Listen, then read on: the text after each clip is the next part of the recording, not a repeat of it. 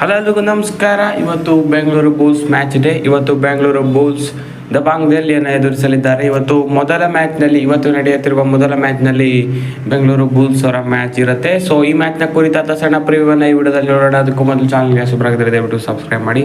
ಬನ್ನಿ ವಿಡಿಯೋನ ಪಟ ಅಂತ ಸ್ಟಾರ್ಟ್ ಮಾಡೋಣ. ಸೊ ಇವತ್ತು ಬೆಂಗಳೂರು ಬುಲ್ಸ್ ಮತ್ತು ದಬಾಂಗ್ ಡೆಲ್ಲಿ ನಡುವೆ ಮ್ಯಾಚ್ ನಡೀತಾ ಇದೆ. ಸೀಸನ್ನ 2ನೇ ಪಂದ್ಯವನ್ನು ಇವತ್ತು ಬೆಂಗಳೂರು ಬುಲ್ಸ್ ಆಡಲಿದ್ದಾರೆ. ಮೊದಲ ಪಂದ್ಯವನ್ನು ರೋಚಕವಾಗಿ ಸೋತಿದ್ರು ಅಂತಲೇ ಹೇಳ್ಬೋದು. ಖಂಡಿತವಾಗ್ಲೂ ಕೊನೆಯ ಟೈ ಬ್ರೇಕರ್ನಲ್ಲಿ ಕೊನೆಯದಾಗಿ ಸೋತಿದ್ವಿ. ಸೊ ಇವತ್ತಿನ ಪಂದ್ಯ ಕೂಡ ಸಖತ್ ಇಂಟ್ರೆಸ್ಟಿಂಗ್ ಆಗಿರುತ್ತೆ. ಯಾಕಂದರೆ ದಬಾಂಗ್ ಡೆಲ್ಲಿ ಕೂಡ ಒಳ್ಳೆ ಸ್ಟ್ರಾಂಗ್ ಇದೆ, ಹಾಗೆಯೇ ಬೆಂಗಳೂರು ಬುಲ್ಸ್ ಕೂಡ ಈಕ್ವಲಿ ಸ್ಟ್ರಾಂಗ್ ಇದೆ ಯಂಗ್ ಪ್ಲೇಯರ್ಸ್ನಿಂದ ಅಂತಲೇ ಹೇಳ್ಬೋದು. ಮೊದಲ ಮ್ಯಾಚ್ನಲ್ಲೇ ಅದು ನಮಗೆ ನೋಡೋದಕ್ಕೆ ಸಿಕ್ತು. ಸೊ ಇವತ್ತಿನ ಪಂದ್ಯ ಕೂಡ ಇದೇ ರೀತಿ ನಾವು ಎಕ್ಸ್ಪೆಕ್ಟನ್ನು ಮಾಡ್ಬೋದು. ಸೊ ಮೊದಲಾಗಿಯೇ ಸ್ಟಾರ್ಟಿಂಗ್ 7ನ ಬಗ್ಗೆ ಮಾತನಾಡೋದಾದರೆ, ಹೋದ ಪಂದ್ಯದಲ್ಲಿ ಚೆನ್ನಾಗಿದೆ ಮೂಡ್ ಬಂತು ಪ್ಲೇಯಿಂಗ್ 7. ಅದು ಆಮೇಲೆ ಚೇಂಜಸ್ಗಳನ್ನು ಮಾಡಿಕೊಂಡ್ರು ಒಳ್ಳೆಯದಾಗಿಯೇ ಕೋಚ್ ಅವರು. ಸೊ ಅದೇ ರೀತಿ ಹೋದ ಪಂದ್ಯ ಥರನೇ ಮಾಡ್ಬೋದು ಅಂತ ಅನಿಸ್ತಾ ಇದೆ ಸ್ಟಾರ್ಟಿಂಗ್ 7ಅನ್ನು. ಸೊ ಅಂಕುಶ್, ಆಕಾಶ್, ಹಾಗೆಯೇ ಯೋಗೇಶ್, ಸಂಜಯ್ ಅವರು, ಆಶೀಶ್ ಸಖತ್ತಾಗಿ ರೈಡ್ ಮಾಡಿದ್ರು. ಧೀರಜ್ ಮತ್ತು ಅಲಿರೇಜಾ ಚೆನ್ನಾಗಿಯೇ ಆಡಿದ್ರು. ಈ 7 ಜನ ಸ್ಟಾರ್ಟಿಂಗ್ 7ನಲ್ಲಿ. ಚೇಂಜ್ ಮಾಡೋದಿದ್ರೆ ಧೀರಜ್ ಅವರನ್ನು ಚೇಂಜ್ ಮಾಡ್ಬೋದು ಅಂತ ಅನಿಸ್ತಾ ಇದೆ ಇವತ್ತಿನ ಪಂದ್ಯದಲ್ಲಿ.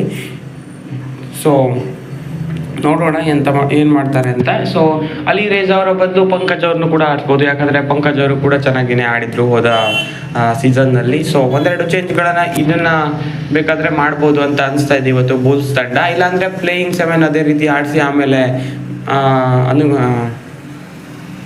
ಚೇಂಜಸ್ಗಳನ್ನು ಮಾಡ್ಕೊಬೋದು ಬೇಕಾದರೆ. ಸೊ ಇದು ಪ್ಲೇಯಿಂಗ್ 7. ಇವತ್ತಿನ ಪಂದ್ಯಕ್ಕೂ ಕೂಡ ಇದೇ ರೀತಿ ಆಡಿಸ್ಬೋದು ಅಂತ ಅನಿಸ್ತಾ ಇದೆ. ಚೇಂಜ್ ಮಾಡಿದರೆ ಧೀರಜ್ ಅವರ ಜಾಗದಲ್ಲಿ ಯಾರು ಬರ್ಬೋದು ಅಂತ ಅನಿಸ್ತಾ ಇದೆ. ಸೊ ನೋಡೋಣ ಮ್ಯಾಚ್ನಲ್ಲಿ ಏನು ಚೇಂಜ್ ಮಾಡ್ತಾರೆ ಅಂತ. ಇನ್ನು ದಬಾಂಗ್ನಲ್ಲಿ ಕೂಡ ಒಳ್ಳೆ ಸ್ಟ್ರಾಂಗ್ ಇದೆ. ಫಜಲ್ ಅಟ್ರಾಚಲ್ಲಿ ಕೂಡ ಇದ್ದಾರೆ ಅವರ ತಂಡದಲ್ಲಿ. ಸೊ ಅವರ ಮೇನ್ 7 ಬಗ್ಗೆ ಮಾತನಾಡೋದಾದರೆ, Fazel Atrachali Amir Bastani, so Iranian combo ಇದೆ.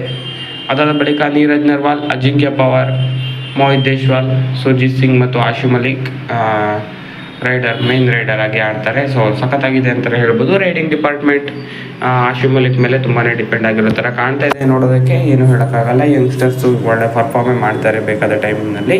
ಸೊ ಸದ್ಯಕ್ಕಂತೂ ಆಶು ಮಲಿಕ್ ಮೇಲೆ ಜಾಸ್ತಿ ಒತ್ತಡ ಇರೋ ಥರ ಕಾಣ್ತಾ ಇದೆ ರೈಡಿಂಗ್ ಡಿಪಾರ್ಟ್ಮೆಂಟ್ನಲ್ಲಿ. ಯಾಕಂದರೆ ಅವರೇ ದೊಡ್ಡ ಮೇನ್ ರೈಡರ್ ಥರ ಕಾಣ್ತಾ ಇದ್ದಾರೆ.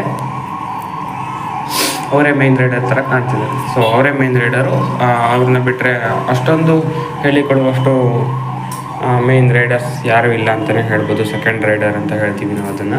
ಸೊ ಬೆಂಗಳೂರು ಬುಲ್ಸ್ಗಂತೂ ಈ ಮ್ಯಾಚು ಗೆದ್ದರೆ ಚೆನ್ನಾಗಿರುತ್ತೆ ಅಂತಲೇ ಹೇಳ್ಬೋದು. ಯಾಕಂದರೆ ಮೊದಲ ಪಂದ್ಯ ಕೂಡ ಕ್ಲೋಸ್ ಹೋಗಿದ್ವಿ. ಈ ಪಂದ್ಯ ಗೆದ್ದರೆ ಮುಂದಿನ ಪಂದ್ಯಗಳಿಗೆ ಉತ್ತಮವಾಗುತ್ತೆ ಅಂತಲೇ ಹೇಳ್ಬೋದು.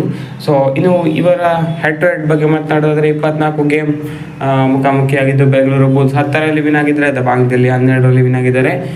2 ಮ್ಯಾಚ್ ಟೈ ಆಗಿದೆ. ಸೊ ಹಾಗಾಗಿ ನೆಕ್ ಟು ನೆಕ್ ಇದೆ ಹೆಡ್ ಟು ಹೆಡ್ನಲ್ಲಿ. ಸೊ ಅದೇ ರೀತಿ ಇವತ್ತು ಕೂಡ ಬರೋ ಥರ ಕಾಣ್ತಾ ಇದೆ. ಯಾಕಂದರೆ 2 ಟೀಮು ಈಕ್ವಲಿ ಸ್ಟ್ರಾಂಗ್ ಇದ್ದಾಗ ಅದೇ ರೀತಿ ಫೈಟನ್ನು ನಾವು ಎಕ್ಸ್ಪೆಕ್ಟ್ ಮಾಡ್ಬೋದು. ಸೊ 8 ಗಂಟೆಗೆ ಇವತ್ತಿನ ಮ್ಯಾಚ್ ಇರೋದು. ಸೊ ಇವತ್ತಿನ ಮೊದಲ ಪಂದ್ಯದಲ್ಲಿ ಬೆಂಗಳೂರು ಬುಲ್ಸ್ ಮತ್ತು ದಬಾಂಗ್ ಡೆಲ್ಲಿ ಕೆಸಿ ಮುಖಾಮುಖಿ ಆಗ್ತಿದ್ದಾರೆ. ಸೊ ಇದಾಗಿತ್ತು ಈ ಮ್ಯಾಚ್ನ ಕುರಿತಾದ ಪ್ರಿವ್ಯೂ. ಹೆಚ್ಚಿನ ವಿಡಿಯೋಗಾಗಿ ಸಬ್ಸ್ಕ್ರೈಬ್ ಮಾಡಿ. ಮ್ಯಾಚ್ನ ಕುರಿತಾದ ಅಪ್ಡೇಟ್ಗಳಿಗೆ ಸಬ್ಸ್ಕ್ರೈಬ್ ಮಾಡಿ. ಸ್ಪೋರ್ಟ್ಸ್ ಕನ್ನಡ. Thank you.